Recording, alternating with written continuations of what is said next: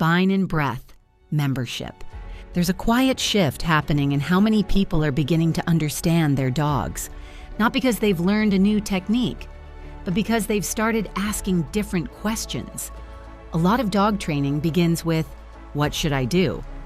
But there's another question that changes the entire landscape. What might my dog be carrying right now? Not analyzing, not diagnosing, just noticing. Because sometimes what looks like disobedience is actually load. A nervous system that's already full has very little room for new information, and even holding that possibility lightly can soften a moment, less urgency, more curiosity. Here's something more people deserve to hear earlier. Not every hard moment with your dog is a training failure. Sometimes it's a capacity moment.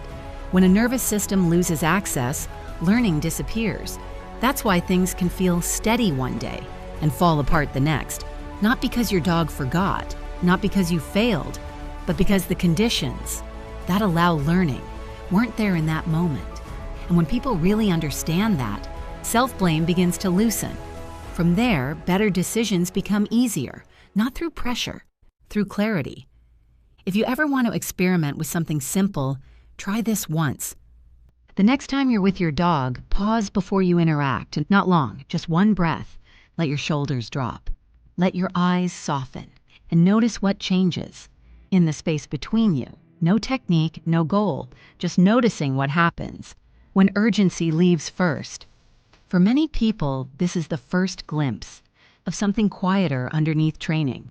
One breath, one softer arrival, sometimes that alone, reveals more than effort ever could. There's a realization that comes quietly in this work. Your dog doesn't need a perfect handler. They need a safer nervous system, not flawless timing, not constant confidence, just someone willing to slow down enough. That pressure isn't leading the interaction. And here's something important. If you're open to seeing your dog this way, you're probably already moving in that direction. Because change begins with the willingness to see differently. You don't have to become someone else. You just have to become a little less rushed inside the moments that matter. If these ideas resonate, it's natural to want something steadier. Because understanding a new lens is one thing, living inside it is another. Real change rarely comes from intensity. It comes from steadiness, small shifts, supported long enough to take root. That's the spirit behind the spine and breath work. Not a program to push through, a structure that holds this work gently over time, where you stabilize how you show up while giving your dog's nervous system space to reorganize without pressure. Something interesting happens when people begin receiving wisdom this way, without urgency, without pressure, without needing to act immediately. The relationship changes. It moves away from cues and corrections and towards something deeper: trust, resonance, readiness. And over time, this stops feeling like content. It starts feeling more like ritual, small repeated moments that reorganize how we show up. Not information, atmosphere. At the heart of this work is a simple rhythm. Spine stabilizes the ground. Breath stabilizes what grows there. Structure first, then atmosphere, conditions, then durability. Change doesn't come from intensity. It comes from repeated experiences of steadiness. The spine side of this work is about stabilizing conditions, how we enter moments, how learning becomes available, how fear reshapes perception, how safety becomes portable, how integration quietly emerges.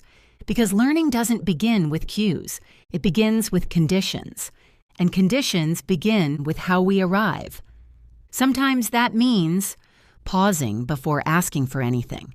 Sometimes it means recognizing availability instead of chasing obedience. Sometimes it means seeing that when behavior shifts suddenly, the environment didn't change. The nervous system did. And sometimes it means offering one clean moment of safety that travels farther than commands ever could. Over time, this becomes integration, less visible, but deeply real.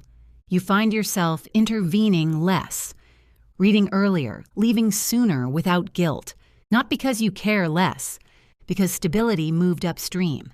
If spine steadies the ground, breath teaches the system how to live on it. Where spine brings structure, breath brings atmosphere, less cognitive, more felt. This is where the work becomes quieter. Moments where nothing is being asked, where nervous systems reorganize because demand disappears. Sometimes that looks like sitting near your dog without needing anything. Sometimes it looks like letting your breath lead instead of your instructions. Sometimes it means allowing stillness instead of interrupting it. Sometimes it means honoring recovery after hard moments instead of rushing back into effort. And over time, something subtle emerges. Dogs stop responding only to what we do.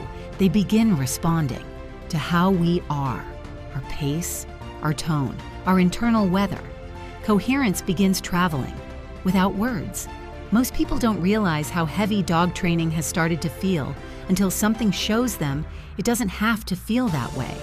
Not because they care too much, not because they're doing it wrong, but because many approaches quietly place more and more weight on the person holding the leash, more awareness, more effort, more control, and over time, even deeply devoted dog people begin carrying something they were never meant to carry alone.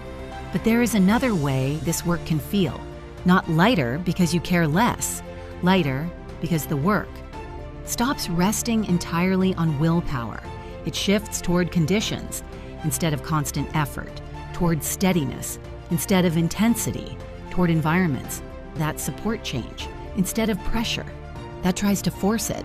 That's the space spine and breath was built to hold, not as something to push through, but as an environment that supports steadiness over time. It moves slowly on purpose, in gentle cycles, with room to pause. Because real change rarely comes from doing more. It comes from being held in the right conditions, long enough for nervous systems to reorganize naturally. And sometimes, the first real shift isn't something you do. It's something you stop carrying.